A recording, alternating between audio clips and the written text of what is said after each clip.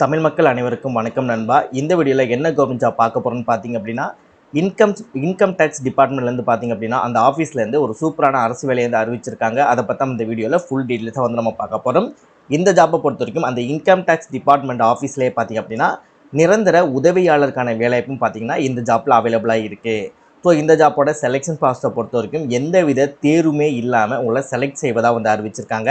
சம்பளத்தை பொறுத்த வரைக்கும் மாதம் 25,500 ஆரம்பித்து அதிகபட்ச சம்பளமாக மாதம் 81,100 வரைக்கும் உங்களுக்கு மாத சம்பளம் தருவதாக அறிவிச்சிருக்காங்க.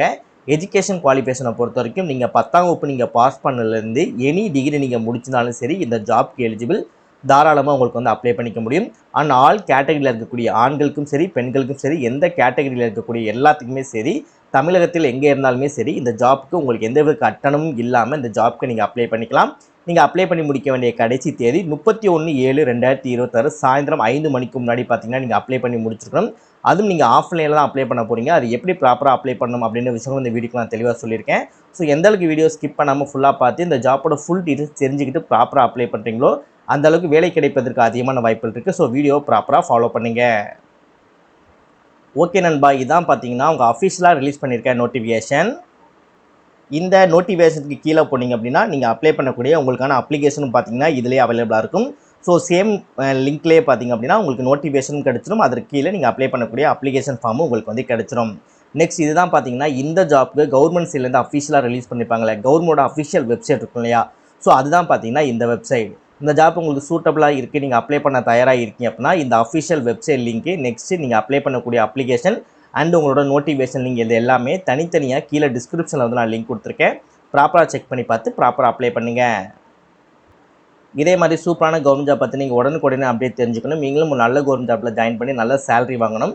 அதற்கு நம்ம சேனல் உங்களுக்கு ஒரு சப்போர்ட்டிவான சேனலாக இருக்குன்னு நினச்சால் மட்டும் மறக்காம சேனலை சப்ஸ்கிரைப் பண்ணி பக்கத்துக்கு பெல் சிம்பிள் ஐக்கானை கிளிக் பண்ணி ஆல் அப்படின்ற ஆப்ஷனை கிளிக் பண்ணிக்கோங்க. மறக்காம இந்த வீடியோக்கு லைக் பண்ணி உங்கள் ஃப்ரெண்ட்ஸ் சர்க்கிளுக்கும் ஷேர் பண்ணுங்கள்.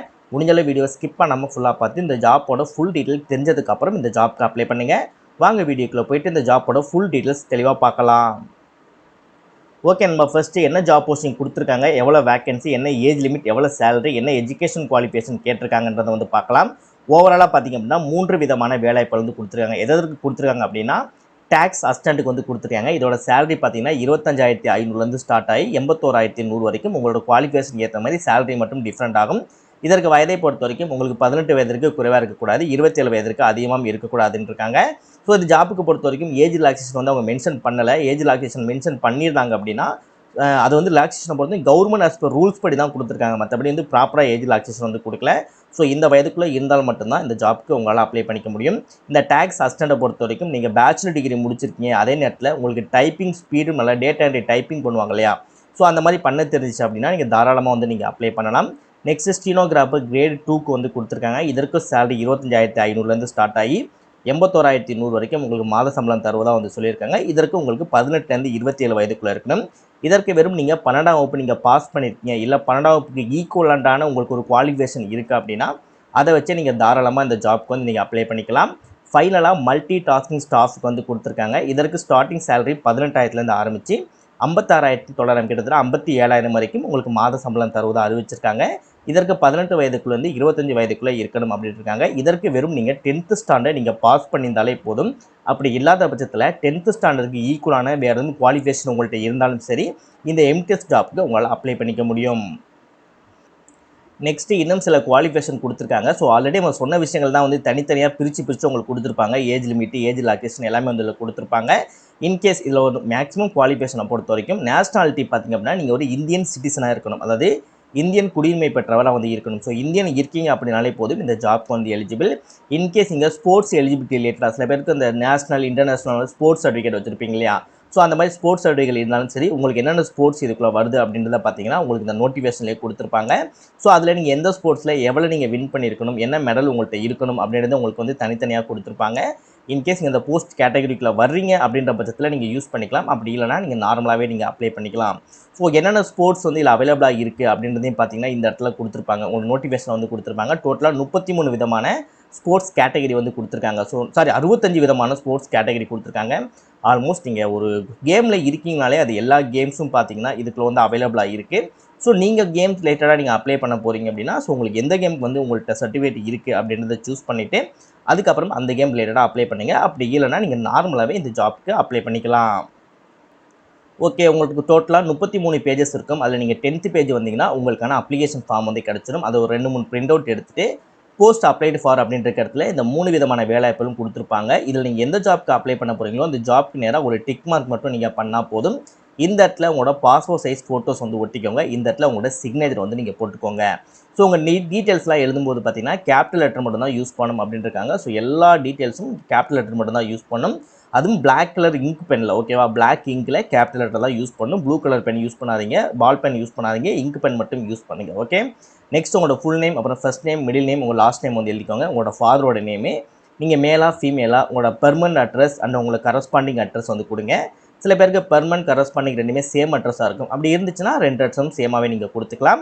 நெக்ஸ்ட் உங்களோட மொபைல் நம்பர், அப்புறம் உங்களோட இமெயில் ஐடி, டேட்டு, மந்த்து, இயர்க்க மாதிரி உங்கள் டேட் ஆஃப் பர்த்தை கொடுத்துட்டு 1/8/2026 இந்த தேதிக்குள்ளே உங்களுக்கு என்ன வயதோ அந்த வயதை வந்து நீங்கள் கொடுக்கணும். நெக்ஸ்ட் உங்களோட எஜுகேஷன் குவாலிஃபிகேஷன், நெக்ஸ்ட் உங்களுக்கு ஸ்போர்ட்ஸ் ரிலேட்டடாக நீங்கள் அப்ளை பண்ண போகிறீங்க அப்படின்னா அந்த மேலே சொல்லியிருந்த இல்லையா அந்த 68 விதமான ஸ்போர்ட்ஸ் இருந்துச்சு இல்லையா, அந்த ஸ்போர்ட்ஸில் எந்த ஸ்போர்ட்ஸு என்ன கேம்ஸ் அப்படின்றத நீங்கள் வந்து மென்ஷன் பண்ணுற மாதிரி இருக்கும். நெக்ஸ்ட் நீங்கள் ஸ்போர்ட்ஸ் ரிலேட்டடாக அப்ளை பண்ண போகிறீங்க அப்படின்னா அது இன்டர்நேஷனல் கேமா, அதாவது இதில் கொடுத்துருப்பாங்க பாருங்கள், அந்த ஸ்போர்ட்ஸ் சர்டிஃபிகேட்டில் வந்து இந்த டேட்டு எல்லாம் மென்ஷன் பண்ணியிருப்பாங்க. அதாவது நேஷனல் கேமுக்கு இதுக்கு டிக் மார்க் பண்ணிவிட்டு அந்த நேஷனல் கேமோட சர்டிஃபிகேட் எடுத்து பார்த்தீங்கன்னா அதில் டேட்டு, ஈவெண்ட்ஸ்லாம் கொடுத்துருப்பாங்க. அதெல்லாம் நீங்கள் ஃபில் பண்ணுற மாதிரி இருக்கும். இது எல்லாமே ஸ்போர்ட்ஸ் ரிலேட்டடாக அப்ளை பண்ண போகிறவங்களுக்கு தான். அப்படி இல்லைனா வந்து நீங்கள் அதேமே பண்ண தேவையில்ல, விட்டுருங்க.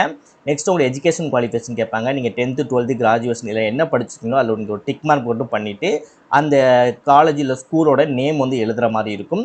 நெக்ஸ்ட் ஸ்போர்ட்ஸ் சர்டிஃபிகேட் இருக்குன்னா அதை நீங்கள் டிக் மார்க் பண்ணிக்கலாம். இல்லை அப்படின்னா அதை வந்து விட்டுட்டு உங்களோட கேஸ்ட் கேட்பாங்க, என்ன கேஸ்ட் அப்படின்றத இதில் ஒரு டிக் மார்க் நீங்கள் வந்து பண்ணிவிட்டு அதுவே வந்து விட்டுருங்க. நெக்ஸ்ட் உங்களோட Aadhaar card, voter ID, licence இல்லை பாஸ்போர்ட்டோட டீட்டெயில்ஸ் கேட்பாங்க. அந்த நம்பரை வந்து இந்த இடத்துல நீங்கள் எழுதிட்டு அந்த டாக்குமெண்டேஷனோட நம்பர் வந்து இதில் வந்து நீங்கள், அதாவது இப்போ நீங்கள் ஆதார் கார்டு கொடுக்க போகிறீங்க அப்படின்னா ஆதார் அப்படின்றது இதில் நீங்கள் எழுதிட்டு அந்த ஆதார் கார்டோட நம்பர் கொடுக்கணும். இல்லை நீங்கள் ஓட்டர் ஐடி கொடுக்க போகிறீங்க அப்படின்னா ஓட்டர் ஐடி அப்படின்றத எழுதிட்டு அந்த ஓட்டர் ஐடியில் இருக்கக்கூடிய நம்பரை இந்த இடத்துல நீங்கள் மென்ஷன் பண்ணணும். ஓகே, ஃபைனலாக லாஸ்ட் பேஜ் வந்தோம் அப்படின்னா உங்களோட பிளேஸ், எந்த பிளேஸ் வந்து அப்ளை பண்ண போகிறீங்களோ அந்த பிளேஸ், எந்த டேட்டில் அப்ளை பண்ண போகிறீங்களோ அந்த டேட்டை போட்டு இந்த இடத்துல உங்களோட சிக்னேச்சரை போட்டு இந்த இடத்துல உங்களோட ஃபுல் நேம் வந்து எழுதிக்கோங்க. அவ்வளோதான். இப்போ நம்ம அப்ளிகேஷன் ஃபில் பண்ணி முடிச்சாச்சு. உங்களோட அப்ளிகேஷன் ஃபார்மை எந்த அட்ரஸுக்கு அனுப்புன்னு சொல்லி பார்த்தீங்க அப்படின்னா உங்களோட நோட்டிஃபிகேஷனோட ஃபர்ஸ்ட் பேஜில் பார்த்தீங்கன்னா இந்த அட்ரஸுக்கு நீங்கள் ப்ராப்பராக உங்களோட அப்ளிகேஷனை ஃபில் பண்ணி போஸ்ட் மூலமாக 31/7/2026 சாயந்தரம் 6 மணிக்கு முன்னாடியே பார்த்தீங்கன்னா நீங்கள் ஸ்பீட் போஸ்ட்டோ இல்லை நார்மல் போஸ்ட்டோ இல்லை ரிஜிஸ்டர்டு போஸ்ட்டோ இந்த போஸ்ட்டுக்கு இந்த அட்ரஸுக்கு நீங்கள் அனுப்புகிற மாதிரி இருக்கும். ஆல்மோஸ்ட் அந்த ஜாப்போட ஃபுல் டீட்டெயில்ஸ் உங்களுக்கு நான் எக்ஸ்பிளைன் பண்ணியிருப்பேன்னு நினைக்கிறேன். இன்கேஸ் வேறு எதுவும் டவுட் இருக்குது, உங்களுக்கு புரியல அப்படின்னா உங்களுக்கு என்ன டவுட் அப்படின்றத ப்ராப்பராக கமெண்ட் செக்ஷனில் கமெண்ட் பண்ணுங்கள். கண்டிப்பாக நான் ஃப்ரீயாக இருக்கும்போது கண்டிப்பாக உங்களுக்கு நான் ரிப்ளை பண்ணுறேன். வேலை கிடைக்க வாழ்த்துக்கள். All the best.